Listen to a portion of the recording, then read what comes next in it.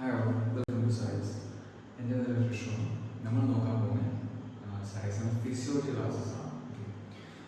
ഇതിൽ സെക്കൻഡ് മൊഡ്യൂളായിട്ടുള്ള തേഴ്സ്റ്റാണ് നമ്മൾ നോക്കാൻ പോകുന്നത്. ഓക്കെ, ഈ ഒരു ഫിസിയോളജി എന്ന് പറഞ്ഞാൽ പൊതുവേ എല്ലാവർക്കും അത്ര ഇഷ്ടമുള്ള സബ്ജക്റ്റ് ആണെന്നൊന്നുമില്ല. ഒരിക്കലും ടഫായിട്ടുള്ള സബ്ജക്റ്റ് ഒന്നുമല്ല. നമുക്ക് സിമ്പിളായിട്ട് പറയാം. ഈ തേഴ്സ്റ്റ് എന്ന ചാപ്റ്ററിന് വളരെ ചെറിയ ചാപ്റ്ററാണ്. നമുക്ക് വളരെ സിമ്പിളായിട്ട് പഠിക്കാൻ പറ്റുന്ന ഒരു ചാപ്റ്ററാണ്. തേഴ്സ്റ്റ് എന്താണ്? തേഴ്സ്റ്റ് നമുക്ക് എല്ലാവർക്കും അറിയുന്നതാണ്. ഈ ഒരു വേർഡ് ഒരിക്കലും അൺകോമൺ ആയിട്ടുള്ള ഒരു വേർഡ് അല്ലാണെങ്കിൽ ഒരുപാട് ടഫായിട്ടുള്ള ആരും കേൾക്കാത്തൊരു വേർഡൊന്നുമല്ല. തേഴ്സ്റ്റ് നമുക്ക് എല്ലാവർക്കും അറിയില്ല. എന്താ ചോദിച്ചാൽ വെള്ളം കുടിക്കാനുള്ള ഒരു ഫിസിയോളജി പരീക്ഷ, അതാണല്ലോ ദാഹം എന്ന് പറയുന്നത്. സിമ്പിളായിട്ട് പറയുന്നുണ്ടെങ്കിൽ ദാഹം എന്ന് പറഞ്ഞു കഴിഞ്ഞാൽ വെള്ളം കുടിക്കാനുള്ള ടെൻഡൻസി. ഓക്കെ, അഥവാ ഫ്ലൂയിഡ് കണ്ടന്റ് അടങ്ങിയിട്ടുള്ള മെറ്റീരിയൽസിനെ കൺസ്യൂം ചെയ്യാനുള്ള ഇൻടേക്ക് ചെയ്യാനുള്ള ഒരു ഫിസിയോളജിക്കൽ എർജിനെയാണ് നമ്മൾ പറയുന്നത് തേഴ്സ്റ്റ് എന്ന് പറയുന്നത്. ഓക്കെ, മെയിനായിട്ട് നമ്മുടെ ബോഡിയിൽ എപ്പോഴേക്കായിരിക്കും തേഴ്സ്റ്റ് അനുഭവപ്പെടുന്നുണ്ടാവുക? നമുക്കൊന്ന് ആലോചിച്ച് മനസ്സിലാവും. ഒന്നെങ്കിൽ നമ്മുടെ ബോഡിയിൽ നല്ല രീതിയിൽ വാട്ടർ ലോസ് ആയി വാട്ടർ നഷ്ടപ്പെട്ടു പോകുന്ന സമയത്താവാം. അതല്ലാന്നുണ്ടെങ്കിൽ ഏത് സാഹചര്യത്തിലായിരിക്കാം നല്ല രീതിയിൽ ഓസ്മോളൈറ്റ്സിന്റെ കോൺസെൻട്രേഷൻ നമ്മുടെ ബോഡിയിൽ കൂടുതലാണെങ്കിൽ, ലൈക്ക് സോഡിയം പോലത്തെ ഓസ്മോളൈറ്റ്സ് അതിൻ്റെ ഒരു കോൺസെൻട്രേഷൻ നമ്മുടെ ബോഡിയിൽ നല്ല രീതിയിൽ കൂടുന്ന സമയത്ത് നമുക്ക് എന്താവാം? തേഴ്സ്റ്റ് ഉണ്ടാവാം. ഓക്കെ, ഈ ഒരു രണ്ട് സാഹചര്യത്തിലാണ് മെയിനായിട്ട് നമുക്ക് തേഴ്സ്റ്റ് അനുഭവപ്പെടാറുള്ളത്. ആൻഡ് ഈ ഒരു ബാലൻസ്, ലൈക്ക് വാട്ടറിൻ്റെ ഒരു ബാലൻസ് നമ്മൾ മെയിൻറ്റെയിൻ ചെയ്യുന്നതിൽ വളരെ ഇമ്പോർട്ടൻ്റ് ആയിട്ടുള്ളത് പങ്ക് വഹിക്കുന്നത് അതാണ് തേഴ്സ്റ്റ്. ഓക്കെ, ആൻഡ് ഇതിനൊക്കെ തേഴ്സ്റ്റിൻ്റെ ഇമ്പോർട്ടൻസ് ലൈക്ക് അല്ലെങ്കിൽ ഹെൽത്ത് ഇമ്പാക്ട് നമ്മൾ നോക്കുകയാണെങ്കിൽ നമുക്ക് മനസ്സിലാക്കുന്ന കാര്യമാണ്. ലൈക്ക് ഒരുപാട് കാലഘട്ടത്തിൽ ഒരുപാട് കണ്ടിന്യൂസ് ആയിട്ട് ഒരാൾ വാട്ടർ കൺസ്യൂം ചെയ്യാണ്ടിരിക്കുകയാണെങ്കിൽ, ഒരുപാട് കാലങ്ങളാണ് കണ്ടിന്യൂസ് ആയിട്ട് വാട്ടർ ആള് കൺസ്യൂം ചെയ്യുന്നില്ല, ആളൊന്നും കഴിക്കുന്നില്ല, ആൾ സിവിയർ ആയിട്ടുള്ള ഡീഹൈഡ്രേഷൻ ഉണ്ടാവും. അത് ആളുകൾ ഒരുപാട് ന്യൂറോളജിക്കൽ ആയിട്ടുള്ളതും ഒരുപാട് ഫിസിയോളജിക്കൽ ആയിട്ട് ഒരുപാട് റീനൽ യൂറിനൽ പ്രോബ്ലംസ് ഒക്കെ ആളുണ്ടാകാനുള്ള ചാൻസസ് ഉണ്ട്. ഓക്കെ, തേഴ്സ്റ്റിയുടെ ക്ലാസിഫിക്കേഷൻ നോക്കുന്ന സമയത്ത് നമുക്ക് തേഴ്സ്റ്റ് രണ്ട് ഇതിൽ ക്ലാസിഫൈ ചെയ്യാൻ പറ്റും. ഒന്ന് എക്സ്ട്രാ സെല്ലുലാർ ആണ്, and next one is intra cellular. Extra cellular and intra cellular. Extra cellular thirst നമ്മുടെ ബോഡിയിൽ വാട്ടർ കണ്ടന്റ് കുറയുന്നുണ്ട്, അല്ലെങ്കിൽ ബ്ലഡ് വോളിയം കുറയുന്നുണ്ട് ഒക്കെ ഉണ്ടാകുന്ന ഒരു തേഴ്സ്റ്റാണ് എക്സ്ട്രാ സെല്ലുലാർ തേഴ്സ്റ്റ് എന്ന് പറയുന്നത്. അപ്പോൾ ഇൻട്രാ സെല്ലുലാർ തേഴ്സ്റ്റ് എന്തായിരിക്കും? നമുക്ക് ആലോചിച്ച് മനസ്സിലാവും. ഒന്ന് വാട്ടർ കുറയുന്നതാണെങ്കിൽ മറ്റേത് ഓസ്മോളൈറ്റ്സിന്റെ കോൺസെൻട്രേഷൻ കൂടുന്നതായിരിക്കും. ഇതാണ് മെയിൻ രണ്ട് റീസൺസ്. സോ ഒന്ന് വാട്ടർ കുറയുന്നതാണ്, സോ സ്വാഭാവികമായിട്ടും മറ്റേത് ഓസ്മോളൈറ്റ്സിന്റെ കോൺസെൻട്രേഷൻ ഹൈ ആവുന്നതാണ്. ഓക്കെ, ആൻഡ് നമ്മുടെ ബോഡിക്കൊക്കെ ഒരു പ്രത്യേകത, നമുക്കൊക്കെ ബോഡിയിൽ ഒരു ഒപ്റ്റിമം എമൗണ്ട് ഓഫ് വാട്ടർ, ഒരു ഒപ്റ്റിമം എമൗണ്ട് ഓഫ് ഓസ്മോളൈറ്റ്സ്, ഈ ഒപ്റ്റിമം എമൗണ്ട് എപ്പോഴും മെയിൻറ്റെയിൻ ചെയ്യുന്നതായിട്ട് ലൈക്ക് ഒരു ഐസോട്ടോണിക് സിറ്റുവേഷൻ, ഒരു ഐസോട്ടോണിക് ആയിട്ടുള്ള സിറ്റുവേഷൻ നമ്മുടെ ബോഡിയിൽ മെയിൻറ്റെയിൻ ചെയ്യുന്നതായിട്ടുണ്ട്. ഈ ഒരു ഐസോട്ടോണിക് സിറ്റുവേഷനിൽ മാറിയിട്ട് ഹൈപ്പോട്ടോണിക് ആയിട്ടുള്ള സിറ്റുവേഷൻ ആവാം. അഥവാ വാട്ടറിൽ ഓസ്മോളൈറ്റ്സിന്റെ കോൺസെൻട്രേഷൻ വളരെ കൂടുതലായിട്ട് വാട്ടർ ഭയങ്കര ഹൈപ്പോട്ടോണിക് ആയിട്ട് പോവാം. അതല്ലാണെങ്കിൽ ഹൈപ്പോട്ടോണിക് ആയിട്ട് പോവാം. ഹൈപ്പോട്ടോണിക് പറഞ്ഞാൽ കൂടുതൽ ഡൈലൂട്ട് ആയി പോവാം, ലൈക്ക് ഓസ്മോളൈറ്റ്സിന്റെ കോൺസെൻട്രേഷൻ വളരെ കുറഞ്ഞു പോവാം. അത്തരത്തിലുള്ള സാഹചര്യത്തിൽ വരാന്നുണ്ടെങ്കിൽ ഹൈപ്പോട്ടോണിക് ആൻഡ് ഹൈപ്പോട്ടോണിക് രണ്ടും നമുക്ക് ബോഡിയിൽ ഹാർംഫുൾ ആയിട്ടുള്ള കാര്യമാണ്. നമുക്ക് എപ്പോഴും ഈ ഐസോട്ടോണിക് ആയിട്ടുള്ള കണ്ടീഷൻ എപ്പോഴും മെയിൻറ്റെയിൻ ചെയ്യേണ്ടതാണ്. ഓക്കെ, അത് എപ്പോഴും നമുക്ക് ബോഡിയിൽ മെയിൻറ്റെയിൻ ചെയ്യേണ്ടതായിട്ടുള്ള സിറ്റുവേഷൻ ആണ്. ലൈക്ക് അത് വളരെ ഇമ്പോർട്ടൻ്റ് ആയിട്ടുള്ള ഒരു കാര്യമാണ്. മറ്റൊരു കാര്യം നമ്മൾ നോക്കുകയാണെങ്കിൽ മെയിനായിട്ട് നമ്മൾ കാരണങ്ങളൊക്കെ പറഞ്ഞു. ഇതിൽ മെയിൻ റിസപ്റ്റേഴ്സ് ഉണ്ടല്ലോ, ഈ ഒരു തേർഷൻ കാര്യങ്ങളൊക്കെ ഫൈൻഡ് ചെയ്യുന്നത് മെയിൻ റിസപ്റ്റേഷൻ തേർഷൻ കാര്യങ്ങളൊക്കെ റെഗുലേറ്റ് ചെയ്യുന്ന മെയിൻ റിസപ്റ്റേഴ്സ് നമ്മൾ നോക്കുന്നത് രണ്ട് ടൈപ്പ് ഓഫ് റിസപ്റ്റേഴ്സ് ആണ്. സിമ്പിളാണ് പറഞ്ഞ പോലെ തന്നെ. ലൈക്ക് ഒന്നെങ്കിൽ നമ്മുടെ ബോഡിയിലെ ബ്ലഡ് വോളിയം കാര്യങ്ങളൊക്കെ കുറയുന്നതിനെ ഡിറ്റക്ട് ചെയ്യുന്ന റിസപ്റ്റേഴ്സ്, അതുപോലെ തന്നെ നമ്മുടെ ബോഡിയിലുള്ള ഓസ്മോളൈറ്റ്സിന്റെ കാര്യങ്ങളൊക്കെ കോൺസെൻട്രേഷൻ ഡിറ്റക്ട് ചെയ്യുന്ന റിസപ്റ്റേഴ്സ്. ഓക്കെ, നമ്മുടെ ബോഡി ഫ്ലൂയിഡ്സിന്റെ ബോഡി ഡിറ്റക്ട് ചെയ്യുന്ന റിസപ്റ്റേഴ്സ്, അതുപോലെ തന്നെ നമ്മുടെ ബോഡി ഫ്ലൂയിഡ്സിലുള്ള ഓസ്മോളൈറ്റ്സിന്റെ കോൺസെൻട്രേഷൻ ഡിറ്റക്ട് ചെയ്യുന്ന റിസപ്റ്റേഴ്സ്. ഈ ഒരു രണ്ട് രീതിയിലുള്ള റിസപ്റ്റേഴ്സ് ആണ് നമ്മുടെ ബോഡിയിൽ മെയിനായിട്ട് തേർസ്റ്റ് റെഗുലേഷൻ ചെയ്യുന്നത്.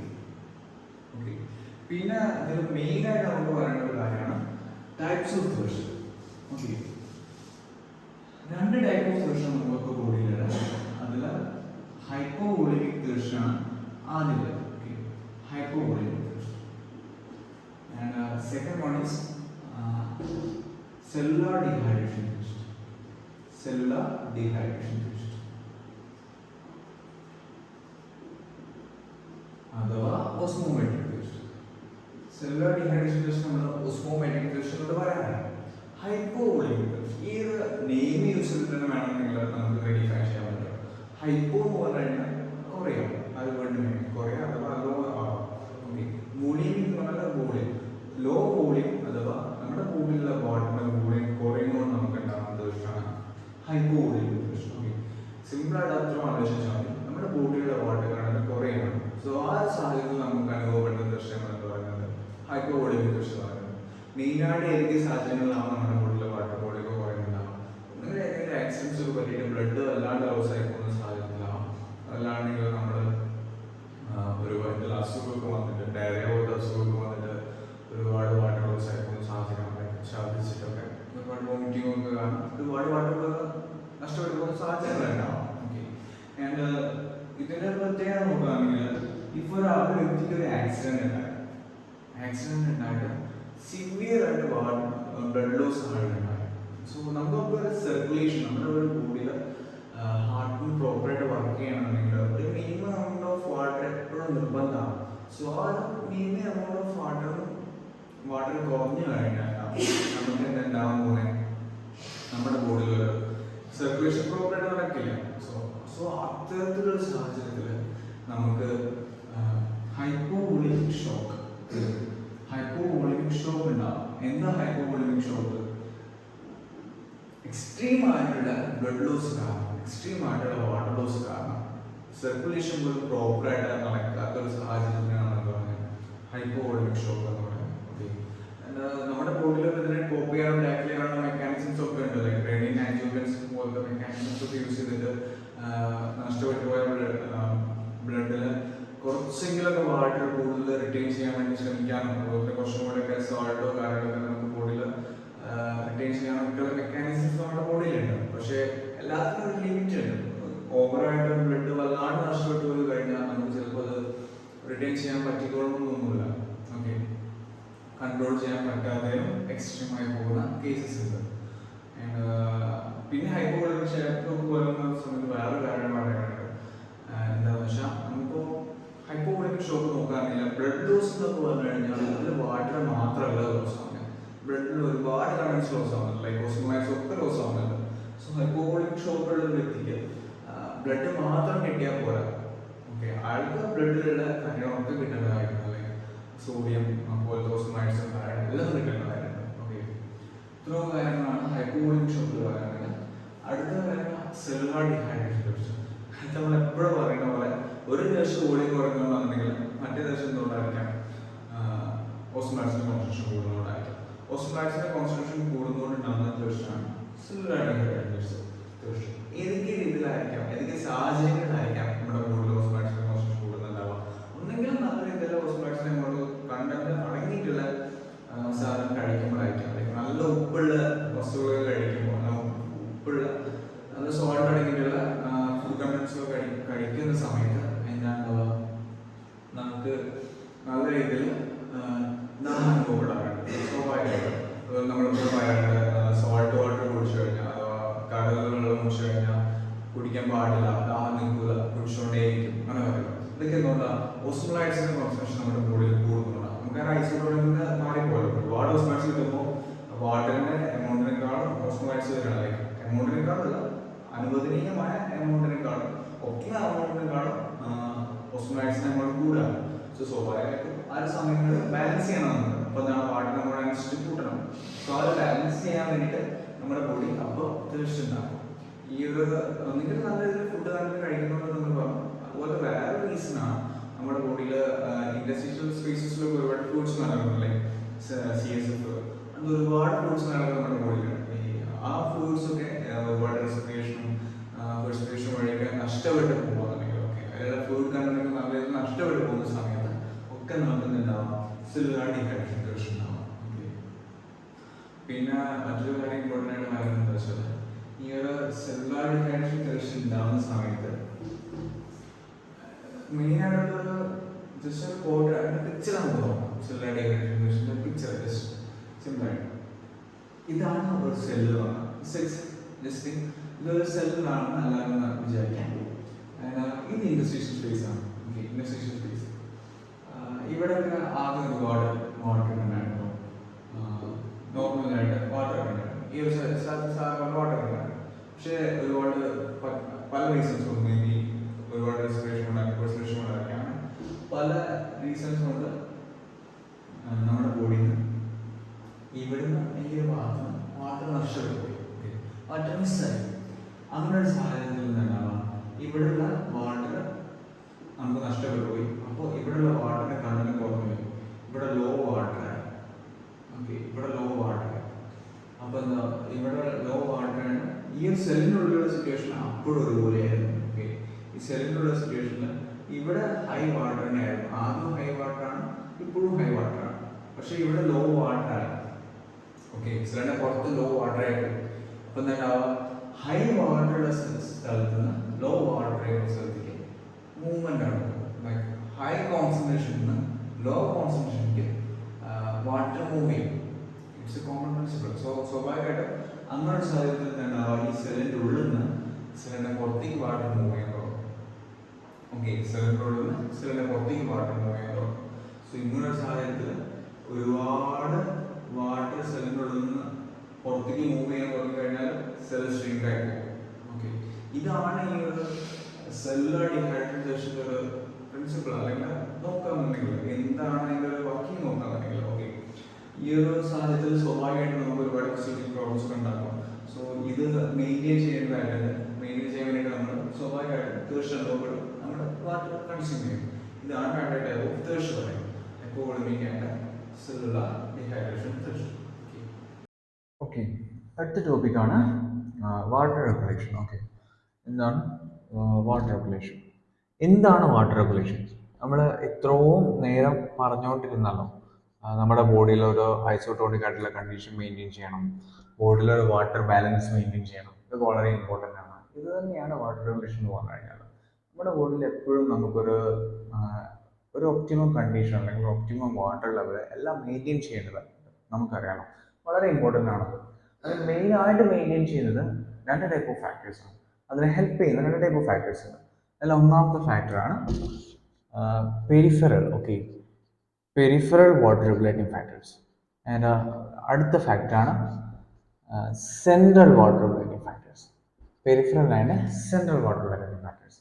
ഇതിലുള്ള എന്താണ് ഈ peripheral water regulating factors and central water regulating factors? ഇത് തമ്മിലുള്ള ഡിഫറൻസ് എന്താണെന്ന് നോക്കുന്നുണ്ടെങ്കിൽ very simple difference. Like peripheral എന്ന് പറഞ്ഞു കഴിഞ്ഞാൽ ഈ ബ്രെയിനിന്റെ പുറത്തുള്ള ബ്രെയിനിന്റെ പുറത്തുള്ള റീജിയനാണ് സത്യം പറഞ്ഞു കഴിഞ്ഞാൽ ഇതിലുള്ള പെരിഫറൽ വാട്ടർ റെഗുലേറ്റിംഗ് ഫാക്ടേഴ്സ്. ബ്രെയിനിന്റെ പുറത്തുള്ള റീജിയൻസ് അതാണ് peripheral water regulating factors. Central nervous സിസ്റ്റത്തിൽ ഇൻക്ലൂഡഡ് അല്ലാത്ത ബ്രെയിനിന്റെ പുറത്തുള്ള വാട്ടർ റെഗുലേറ്റിംഗ് ഫാക്ടേഴ്സ് ആണെങ്കിൽ അത്തരത്തിലുള്ള റീജിയൻസിലാണ് ഇതിലുള്ളത് പെരിഫറൽ വാട്ടർ റെഗുലേറ്റിംഗ് ഫാക്ടേഴ്സ് ഉള്ളത്.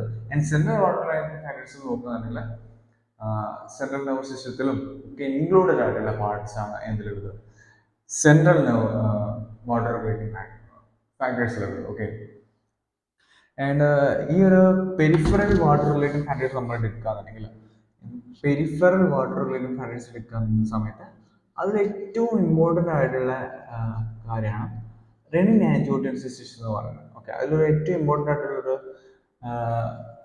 കാര്യമാണ് ഏതാണ് renin angiotensin system. Okay, renin angiotensin system.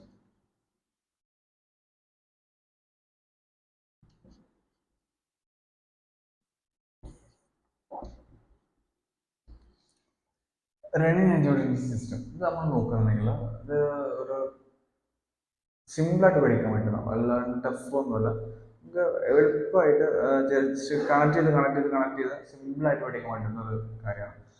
മെയിനായിട്ട് ഈ സംഭവമൊക്കെ ഫ്ലോ ചാർട്ട് നോക്കിയിട്ട് തന്നെ പഠിക്കാൻ ശ്രമിക്കുക. ഫ്ലോ ചാർട്ടിൽ ഉള്ള പോലെ തന്നെ മാക്സിമം പഠിക്കാൻ ശ്രമിക്കുക. അതാണ് ഏറ്റവും നല്ലത്. നമുക്കൊരു ഫ്ലോ ചാർട്ട് ക്രിയേറ്റ് ചെയ്യാം ഇപ്പോൾ സിമ്പിളായിട്ട്. ഓക്കെ, ബ്ലഡിൽ വോളിയം കുറയുന്ന സമയത്ത് ബ്ലഡിന്റെ വോളിയം കുറയുന്ന സമയത്ത് അഥവാ ഹൈപ്പോവോളീമിയ നമുക്ക് ഉണ്ടാകുന്ന സമയത്ത്, ഹൈപ്പോവോളീമിയ എന്താ നമ്മൾ പറഞ്ഞിട്ടുണ്ട്, ഹൈപ്പോവോളീമിയ നമുക്ക് ഉണ്ടാകുന്ന സാഹചര്യത്തിൽ എന്താ ബ്ലഡിന്റെ വോളിയം കുറയും അഥവാ വാളിന്റെ വോളിയം കുറയും. ഓക്കെ, അത്തരത്തിലുള്ള ഒരു സാഹചര്യത്തിൽ കിഡ്നിക്ക് അത് പെട്ടെന്ന് ഡിറ്റക്ട് ചെയ്യാൻ പറ്റും. കാരണം എന്താ, കിഡ്നിയിലാണ് പെട്ടെന്ന് ഈ ഒരു വേസ്റ്റ് മാനേജ്മെന്റും അതുപോലെ ഒരുപാട് ബ്ലഡ് കയറി പോകുന്ന ഇറങ്ങി വരുന്ന അങ്ങനെ ഒരുപാട് സാഹചര്യങ്ങൾ നടക്കുന്നുണ്ട്. ബ്ലഡ് ഇൻവോൾവ് ആയി. സോ കിഡ്നി അത് പെട്ടെന്ന് ഡിറ്റക്ട് ചെയ്യും.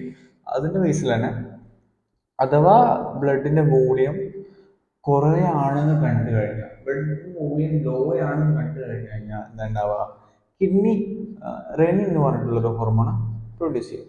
ഓക്കെ, റെനിൻ പ്രൊഡ്യൂസ് ചെയ്യും. ഈ റെനിൻ പോയിക്കാണ്ട് എന്ത് ചെയ്യാം, ലിവർ പ്രൊഡ്യൂസ് ചെയ്യുന്ന ഒരു ഹോർമോണാണ് എന്താണ്, ആൻജിയോടെൻസിനോജൻ. ഓക്കെ, ആൻജിയോടെൻസിനോജൻ ലിവർ പ്രൊഡ്യൂസ് ചെയ്യുന്ന റെനി പോയിക്കാണ്ട് ആൻജിയോടെൻസിനോജൻ പോയിക്കാണ്ട് എന്തൊക്കെ ആൻജിയോടെൻസിൻ 1 ആക്കും. ആൻജിയോടെൻസിൻ 1 ആക്കും. ഈ ആൻജിയോടെൻസിൻ 1 എന്ന് പറഞ്ഞാൽ ഇവർക്ക് അങ്ങനെ സ്റ്റേബിൾ ആയിട്ട് അങ്ങനെ നിൽക്കാൻ പറ്റില്ല. ആൻജിയോടെൻസിൻ 1 ആയിട്ട് നിൽക്കാൻ പറ്റില്ല. പെട്ടെന്ന് തന്നെ ബ്ലഡിലുള്ള ഒരു എൻസൈമായിട്ട് വർക്ക് ചെയ്തിട്ട് ആൻജിയോടെൻസിൻ 2 ആവും.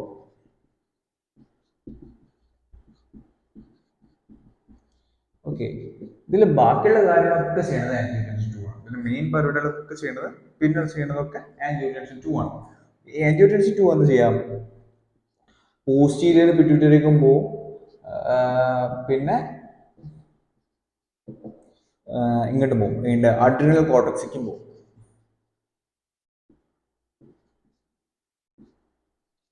പോസ്റ്റീരിയർ പിറ്റ്യൂട്ടറിക്കും പോവും, അഡ്രിനൽ കോർട്ടക്സിക്കും പോകും. നമുക്കൊന്നുകൂടി നോക്കാം എന്താണ്.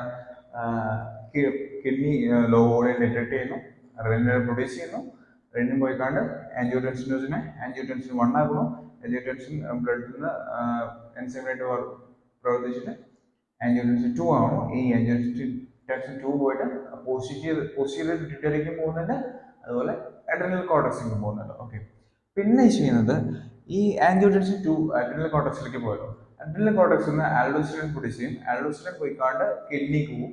കിഡ്നി പോയിക്കാണ്ട് പറയും ഇനി കൂടുതൽ വെള്ളം റിട്ടേൺ ചെയ്യാൻ തുടങ്ങണം, അതുപോലെ കൂടുതൽ സോൾട്ട് റിട്ടേൺ ചെയ്യാൻ തുടങ്ങണം, നമുക്ക് ബ്ലഡ് ഒരുപാട് പോയിട്ടുണ്ട്, സോ ഞാൻ അതൊക്കെ റിട്ടേൺ ചെയ്യാൻ തുടങ്ങണം. അതുകൊണ്ട് തന്നെ കിഡ്നി അതൊക്കെ റിട്ടേൺ ചെയ്യാൻ തുടങ്ങും. ഓക്കെ, അതാണ് ആര് ചെയ്യുന്നത്, ആൽഡോസ്റ്റെറോൺ പോയിട്ട് ചെയ്യുന്നത്, അഡ്രിനൽ കോർട്ടക്സിൽ പോയിട്ടല്ല. പിന്നെ ഉള്ള ആൻജിയോടെൻസിൻ്റെ തന്നെ വേറൊരു കാര്യമാണ് എന്ത്, ഈ ആൻജിയോടെൻസിൻ നമ്മുടെ ഒരു വെസൽസ് ഉണ്ടോ, ബ്ലഡ് വെസൽസ് ഉണ്ടോ, ബ്ലഡ് വെസൽസിനെ കൺസ്ട്രക്ട് ചെയ്യാനുള്ള അല്ലെങ്കിൽ കൺസ്ട്രക്ട് ചെയ്യാനുള്ള ഒരു എബിലിറ്റി ആർക്കുണ്ട്, ആൻജിയോടെൻസിൻ 2 ഉണ്ട്. അഥവാ ബ്ലഡ് സർക്കുലേഷൻ്റെ ഫ്ലോ ഒക്കെ നല്ല രീതിയിൽ കുറവാണെന്നുണ്ടെങ്കിൽ ഈ ആൻജിയോടെൻസിൻ 2 ബ്ലഡിൽ ഉണ്ടെങ്കിൽ അതെന്താണ്, നമ്മുടെ വെസൽസിനൊക്കെ കൺസ്ട്രക്ട് ചെയ്തിട്ട് സർക്കുലേഷൻ സ്പീഡ് കുറച്ചുകൂടി കൂട്ടും. ഓക്കെ, അതുപോലെ തന്നെ ആൻജിയോടെൻസിൻ 2 പോയിക്കാണ്ട് നമ്മുടെ SFO ഉണ്ട്, സബ് ഫോണിക്കൽ ഓർഗൻ എന്ന് പറയും, SFO. ഈ SFO ആയിട്ട് വർക്ക് ചെയ്തിട്ട് ബ്ലഡ് എന്താ പറയാ ഡ്രിങ്കിങ് ബിഹേവിയർ ഒക്കെ ഉണ്ടല്ലോ, അതൊക്കെ കൂട്ടും, അതുപോലെ സാൾട്ട് അപ്പറ്റൈറ്റ് ഒക്കെ കൂട്ടും ഒക്കെ ചെയ്യുന്നത്. SFO എന്ന് പറഞ്ഞു കഴിഞ്ഞാൽ സബ് ഫോണിക്കൽ ഓർഗൻ, അത് നമ്മുടെ ബ്രെയിനിലെ ഫോർണിക്സിലുള്ള ഒരു സ്പേസ് ആണ് SFO എന്ന് പറയുന്നത്. അല്ലാണ്ട് കോംപ്ലിക്കേറ്റഡ് ഒന്നും അതിനെക്കുറിച്ച് ആലോചിക്കേണ്ട, അത്ര ആലോചിച്ചാൽ മതി. ബ്രെയിനിലെ ഫോർണിക്സിലുള്ള അഥവാ ഹിപ്പോ ക്യാമ്പസിന്റെ നമ്മുടെ ഹൈപ്പോതലാമസിന്റെ ഇടയിലുള്ളൊരു ട്രയാങ്കുലർ ഷേപ്പിലുള്ള റീജിയൻ ആണ് ഫോർണിക്സ് എന്ന് പറയുന്നത്. അവിടെയുള്ളൊരു സർക്കംവെൻട്രിക്കുലർ ഓർഗൻ ആണ് എന്ത്,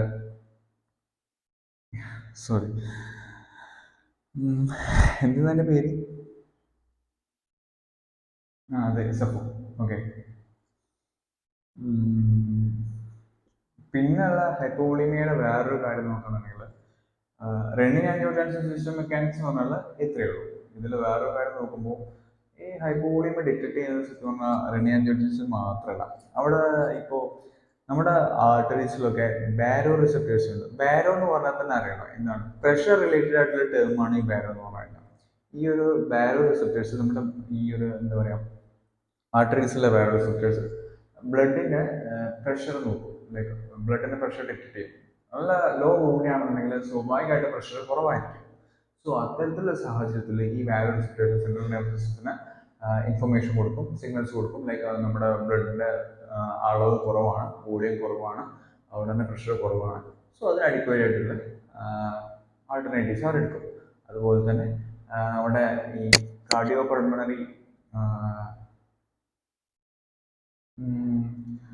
സിസ്റ്റം ഉണ്ടല്ലോ, അവരും നമ്മുടെ ഇത്തരത്തിൽ ബ്ലഡിൻ്റെ വോളിയം കുറയുന്ന സമയത്ത്, അല്ലെങ്കിൽ ബ്ലഡിൻ്റെ വോളിയം കുറയുന്ന സമയത്ത് അവരും സെൻട്രൽ സിസ്റ്റത്തിനെ ഇൻഫോം ചെയ്യുന്നുണ്ട്. ഓക്കെ, ആൻഡ് അത്തരത്തിലും നമ്മൾ ഹൈപ്പോവോളീമിനെ മാനേജ് ചെയ്യാറുണ്ട്.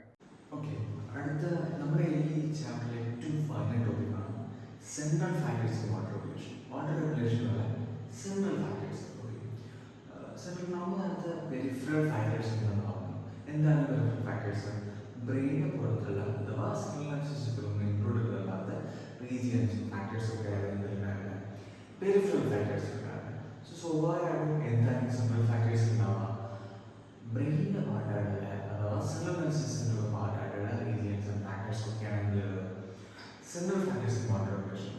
ഓക്കെ, അതിൽ സെൻട്രൽ ഫാക്ടേഴ്സ് ഇൻ വാട്ടർ റെഗുലേഷനിൽ ആദ്യം പറയുന്ന റീജിയനാണ് ഏരിയ പോസ്റ്റർ. ഏരിയ പോസ്റ്റർ എന്ന് പറഞ്ഞാൽ നമ്മുടെ ബ്രെയിൻ സ്റ്റെമ്മിൻ്റെ ഒരു പാർട്ടാണ്. ഓക്കെ, ഒരുപാട് പെർമിയബിൾ കാപ്പിലറീസും ഒരുപാട് ന്യൂറോൺസും ഉള്ള റീജിയനാണ് ഏരിയ പോസ്റ്റർ എന്ന് പറയുന്നത്.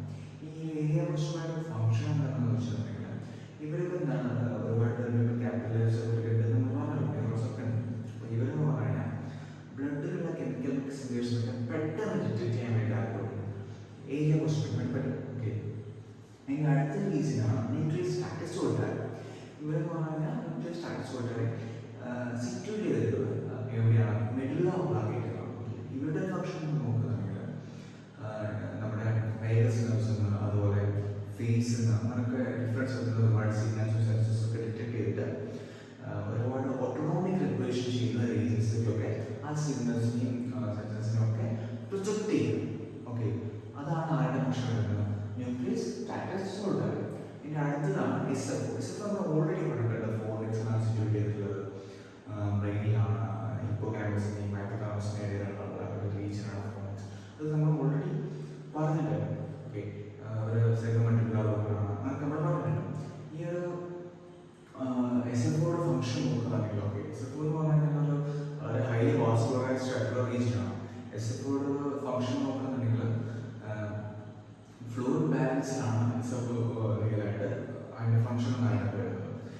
അടുത്ത റീജിയനാണ് മീഡിയം ട്രിയോപ്റ്റിക് ന്യൂക്ലിയസ്. മീഡിയം ട്രിയോപ്റ്റിക് ന്യൂക്ലിയസ് എന്ന് പറഞ്ഞാൽ ഹൈപ്പോതലാമസ് ആണല്ലോ. ഹൈപ്പോതലാമസിലാണ് മീഡിയം ട്രിയോപ്റ്റിക് ന്യൂക്ലിയസ് സിറ്റുവേറ്റ് ചെയ്തിട്ടുള്ളത്. ഓക്കെ, ഹൈപ്പോതലാമസിലാണ് സിറ്റുവേറ്റ് ചെയ്തിട്ടുള്ളത്. പിന്നെ മെയിൻ ഫംഗ്ഷൻ തീർച്ചയായിട്ടും വാട്ടർ ഇൻടേക്ക് ഇതിനൊക്കെ റെഗുലേറ്റ് ചെയ്യാം. ഓക്കെ, അതൊക്കെയാണ് ആരുടെ മെയിൻ ഫംഗ്ഷൻ വരുന്നത്? നമ്മുടെ മീഡിയം ട്രിയോപ്റ്റിക് ന്യൂക്ലിയസ് വരുന്നത്. അടുത്ത റീജിയനാണ് ഓർഗാനോവാസ്കുലസ് ലാമേറ്റോറിയസ് അഥവാ OVLT. ഹൈപ്പോതലാമസോട് ചേർന്ന് തന്നെ വർക്ക് ചെയ്യുന്ന ഒരു ഇതാണ്. അതുപോലെ തന്നെ ഇന്റർകണക്റ്റഡാണ് സംഭവം. ആൻഡ് വേറെ കാര്യം നോക്കുന്നുണ്ടെങ്കിൽ ഏകദേശം എസ്എഫോയുടെ സെയിം ഫംഗ്ഷനാണ്. ഫ്ലൂയിഡ് ബാലൻസ് തന്നെയാണ് OVLTയുടെ ഒരു ഫംഗ്ഷനായിട്ട് വരുന്നത്. അടുത്ത റീജിയൻ അടുത്ത രണ്ട് റീജിയൻസ് എന്ന് പറഞ്ഞാൽ നമ്മുടെ ADH ഉണ്ട്, ആന്റി ഡയയൂററ്റിക് ഹോർമോൺ അഥവാ വാസോപ്രസിൻ ഉണ്ടല്ലോ ADH. അതിൻ്റെ ഒരു റിലീസിനെ കൺട്രോൾ ചെയ്യുന്ന ഹോർമോണാണ് റീജിയൻസാണ് ഇനി പറയുന്നത്. അതിൽ രണ്ട് റീജിയൻസ് പറയുന്നത്. ആദ്യമാണ് ഹൈപ്പോതലാമിക് ന്യൂറോൺസ്. ഹൈപ്പോതലാമിക് ന്യൂറോൺസ് എന്നാൽ ഹൈപ്പോതലാമിക് ന്യൂറോൺസിലുള്ള സുപ്രാഓപ്റ്റിക് ആൻഡ് പാരാവെൻട്രിക്കുലർ ന്യൂക്ലിയർ ഉണ്ടല്ലോ, ഇവരാണ് supraoptic and paraventricular nuclear. Hypothalamic ന്യൂറോൺസിലുള്ള സുപ്രാഓപ്റ്റിക് ആൻഡ് പാരാവെൻട്രിക്കുലർ ന്യൂക്ലിയർ ഇവരാണ് ADH എന്താ ചെയ്യുന്നത്? പ്രൊഡ്യൂസ് ചെയ്യുന്നത്. ഓക്കെ, ഇവരാണ് ADHനെ പ്രൊഡ്യൂസ് ചെയ്യുന്നത്. ആവശ്യത്തിനനുസരിച്ച് പിറ്റ്യൂട്ടറി ഗ്ലാൻഡാണ് അത് ബ്ലഡിലേക്ക് ട്രാൻസ്മിറ്റ് ചെയ്യുന്നതൊക്കെ. ഓക്കെ, ഇതിലുള്ള അടുത്ത region AB3 region. AB region എന്നത് നമ്മുടെ തേർഡ് വെൻട്രിക്കിളിനോട് അടുത്തെടുക്കുന്ന ഒരു റീജിയനാണ് AB3 റീജിയൻ. ഈ ഒരു റീജിയനിലാണ് ഇതുപോലെ SFO ആൻഡ് OVLT എക്സിക്യൂട്ട് ചെയ്തിട്ടുള്ളത്. ഓക്കെ, അതുകൊണ്ട് തന്നെ ഇവരുടെ പ്രത്യേകിച്ചുള്ള ബ്ലഡിൻ്റെ ഓസ്മോലാരിറ്റിയും കാര്യങ്ങളൊക്കെ ഡിറ്റക്ട് ചെയ്യുന്നത് ഈ ഒരു സ്പേസിലാണ്. സോ ബ്ലഡിൻ്റെ ഓസ്മോലാരിറ്റിയും കാര്യങ്ങളൊക്കെ ഡിറ്റക്ട് ചെയ്തിട്ട് അതിനനുസരിച്ചിട്ട് ADH റിലീസ് ചെയ്യണോ വേണ്ടതെന്നൊക്കെ നോക്കുന്നതിന് ഹെൽപ്പ് ചെയ്യുന്നതൊക്കെ നമ്മളെ സഹായിക്കുന്ന റീജിയനാണ് AB3 റീജിയൻ എന്ന് പറഞ്ഞാൽ. ഇനി ഇതിൽ ഏറ്റവും ഫൈനലായിട്ട് പറയുന്ന പാർട്ട് എന്ന് പറഞ്ഞാൽ ത്രെഷോൾഡ്, അതുപോലെ എന്താ പറയുക ത്രെഷോൾഡ് അങ്ങനത്തെ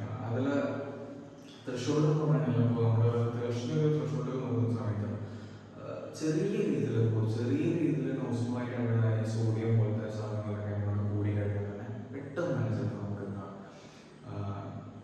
നമുക്ക് ഒരുപാട് എമൗണ്ട് കൂടണമെന്നൊന്നുമില്ല, ചെറിയൊരു ചേഞ്ച് ഉണ്ടാവും, സ്ലൈറ്റ് ആയിട്ടുള്ള ചേഞ്ച് ഉണ്ടാകുമ്പോൾ തന്നെ നമുക്ക് തീർച്ചയായിട്ടും ഫീൽ ചെയ്യാൻ ചാൻസസ് ഉണ്ട്. അതുപോലെ തന്നെ തീർച്ചയായിട്ടും ശമനം നോക്കുന്ന അത്തരത്തിലുള്ള കേസ് നോക്കുന്ന സമയത്ത് പൊതുവെ തീർച്ചയായിട്ടും രണ്ട് എന്താ പറയുക സ്റ്റേജസ് ഉണ്ട്.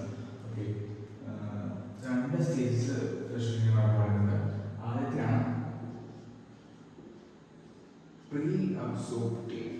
ഓക്കെ, ഇതെന്ന് വെച്ചാൽ നമ്മൾ എത്രത്തോളം വാട്ടർ കൺസ്യൂം ചെയ്യണം, എത്രത്തോളം നമുക്ക് ആവശ്യമാണ്, എത്രത്തോളം ഫ്ലൂയിഡ് നമുക്ക് ആവശ്യമുള്ളത്, അതൊക്കെയാണ് അതിൻ്റെ പ്രീ അബ്സോർപ്റ്റീവ് വെച്ചാൽ അതിനനുസരിച്ച് നമ്മൾ തീർച്ചയായിട്ടും നമുക്ക് തീർച്ചയായിട്ടും നമ്മൾ അതിനനുസരിച്ചുള്ള വെള്ളം കുടിക്കുന്നു, എന്നിട്ട് ഒരു ലെവൽ എത്തുമ്പോൾ നമ്മൾ എത്തുന്നു. സോ അതിൽ ആദ്യത്തെ സ്റ്റേജിൽ വരുമ്പോൾ പ്രീ അബ്സോർപ്റ്റീവ് വരുന്നത് എത്ര നമുക്ക് ആവശ്യമുണ്ട്, എത്രത്തോളം ഫ്ലൂയിഡാണ്, എത്രത്തോളം കാര്യങ്ങൾ നമുക്ക് ആവശ്യമുള്ളത്, അതിനനുസരിച്ച് കാര്യങ്ങൾ ചെയ്യുന്നത് വെള്ളം ഒഴിക്കുന്നൊക്കെയാണെങ്കിൽ പ്രീ അബ്സോർപ്റ്റീവ്. അതിന് അടുത്തതാണ് പോസ്റ്റ് അബ്സോർപ്റ്റീവ്.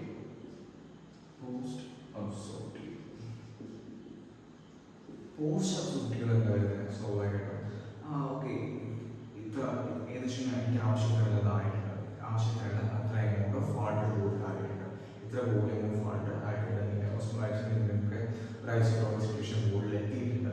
അതൊക്കെയാണ് ആ ഒരു ഇതിനനുസരിച്ച് തീർച്ചയായിട്ടും നമ്മൾ നിർത്തുള്ളൂ. അതിനെയാണ് നമ്മൾ പറയാം പോസ്റ്റ് അബ്സോർപ്റ്റീവ് എന്ന് പറയുന്നത്. ഈ രണ്ട് സ്റ്റേജസാണ് തീർച്ചയായിട്ടും ഇൻക്ലൂഡഡ് ആയിട്ടുള്ളത്. ഏറ്റവും ഫൈനലായിട്ട് ഇതിൽ പറയുന്നത് ഈ ഒരു തീർച്ചയായിട്ടും കാര്യങ്ങൾ അതുപോലെ അതിനോടുള്ള റെസ്പോൺസ് എന്നൊക്കെ പറഞ്ഞാൽ അത് ഡിഫറെൻ്റ് ആണ്. എല്ലാ സ്പീഷീസിനും ഒരുപോലെയല്ല ഫ്രൂട്ടിനായാലും ഫ്രൂട്ടും നീരിനോടുള്ള റെസ്പോൺസ് എന്ന് പറയുന്നത്.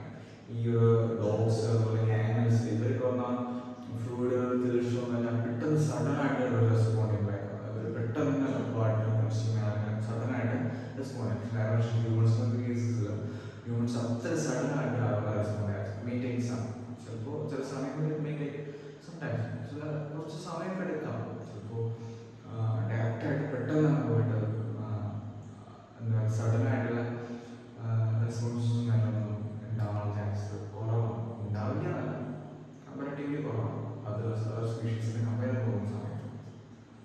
ഓക്കെ, സോ ഈ ചാപ്റ്റർ എന്ന് പറഞ്ഞു കഴിഞ്ഞാൽ ഇത്രയേ ഉള്ളൂ. വളരെ സിമ്പിളായിട്ടുള്ള ചാപ്റ്ററാണ്, ചെറിയ ചാപ്റ്ററാണ്. ഇതിൽ നിങ്ങൾക്ക് എന്തെങ്കിലും ഡൗട്ട് ഉണ്ടെങ്കിൽ എന്ന് ചോദിച്ചാൽ പേഴ്സണലായിട്ട് മെസ്സേജ് അയക്കാൻ വന്നാണെങ്കിൽ ഗ്രൂപ്പിൽ പറഞ്ഞാൽ മതി.